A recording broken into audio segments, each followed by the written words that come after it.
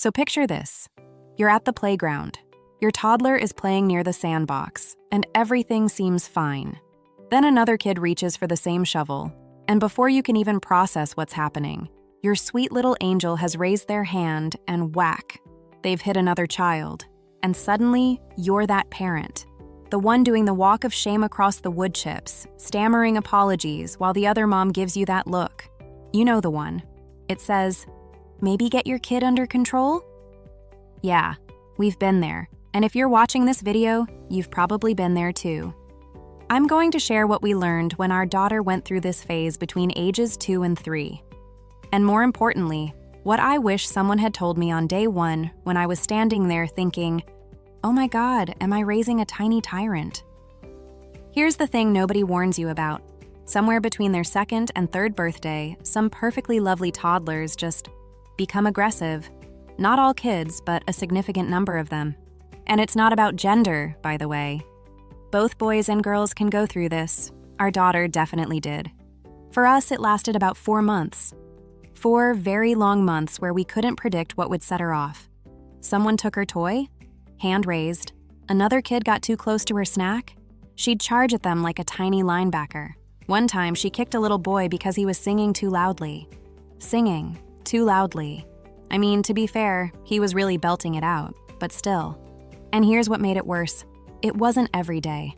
It was random enough that we'd start to relax, think maybe it was over, and then, boom. Another incident. Another round of apologies. Another moment of wondering if we were completely failing as parents. But here's what surprised us. When we finally talked to our pediatrician, she wasn't surprised at all. She basically said, "Oh yeah, that's pretty common. It'll pass." And I wanted to hug her and shake her at the same time because where was this information earlier? So let's talk about what's actually happening in your toddler's brain during this phase, because understanding it genuinely helped me panic less. At ages 2 and 3, your child's brain is basically driving a car without brakes. The emotional, reactive part of their brain, the amygdala, is fully online and firing on all cylinders. But the prefrontal cortex, the part that handles impulse control, thinking before acting, understanding consequences, that's still under construction. We're talking years away from being fully developed. So when something happens that your toddler doesn't like, someone takes their toy, invades their space, changes their routine, their brain floods with big emotions. And they literally don't have the wiring yet to stop themselves from acting on those emotions. The gap between feeling angry and hitting is basically non-existent. Add to that the fact that most 2-year-olds are still building their vocabulary. They can't say, "Excuse me, I was playing with that, and I'm feeling frustrated that you took it without asking." They're more at the mind-know level of communication. So when words fail them, which is often, their body becomes their language. And unfortunately, that language includes hitting, kicking, and occasionally headbutting. None of this means your child is violent or damaged or destined to be the playground bully for life.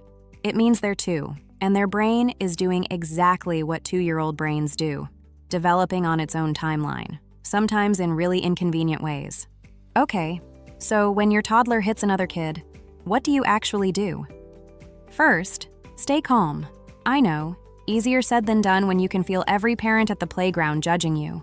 But your toddler is watching how you react, and if you freak out or yell, you're just adding more big emotions to an already overwhelming situation. Get down to their level. Use a calm, firm voice. We don't hit. Hitting hurts. Keep it short. This is not the moment for a lecture about empathy and respect. Their brain can handle maybe 1 sentence right now. Then redirect. Remove them from the situation. Sometimes we'd take our daughter to a quiet spot, let her calm down for a minute. Other times, we'd just guide her to a different area of the park. The goal isn't punishment. It's hitting pause so everyone can reset. And here's something important. Don't force an apology right away. I know it feels like you should, especially with other parents watching. But if your toddler is still upset, forcing them to say sorry is just meaningless words. Later, when they're calm, you can talk about it. Remember when you hit Max? That hurt him. Next time you're angry, you can use words or come get me. Also, check on the other child, obviously. Make sure they're okay, apologize to the parent. Most parents get it, even if they look annoyed, because chances are their kid has been the hitter at some point too. Or they will be. It's weirdly democratic, this phase. Over time, there are things you can do to reduce these incidents. Not eliminate, let's be realistic, but reduce. Talk about feelings constantly. You look frustrated. That made you really angry, huh? Narrate their emotions so they start building that vocabulary. The more words they have for feelings, the less they need to use their fists. Practice gentle touches. We used to play a game where we'd take turns touching each other's arm and saying gentle versus rough. It sounds silly, but it helped our daughter understand that her body could do different things with different levels of force. Give them tools. When you're angry, you can stomp your feet or squeeze this ball or tell me you need space. Will they remember this in the heat of the moment? Sometimes. Eventually. The brain needs repetition. And honestly, sometimes you just avoid situations that are likely to trigger them. If your toddler is tired and hungry, maybe skip the crowded indoor play place. That's not helicopter parenting. That's just being strategic. Let's talk about the other parents for a second. Because this phase doesn't just test your patience with your kid, it tests your confidence as a parent. There will be parents who pull their kids away from yours like aggression is contagious. There will be comments, or looks, or whispered conversations you're definitely not meant to hear. It stings. It really does. But here's what I learned. Most of that reaction is about their fear, not your parenting. They're afraid their kid will get hurt, or they're relieved it's not their child this time, or they're remembering when it was their kid. Very few people are actually thinking you're a terrible parent. They're just having their own emotional reaction. The parents who matter, the ones worth having playdates with, will get it. They'll check in with you. They'll share their own stories. Those are your people. Our daughter is past this phase now. It really did just end. One day I realized it had been weeks since an incident, then months.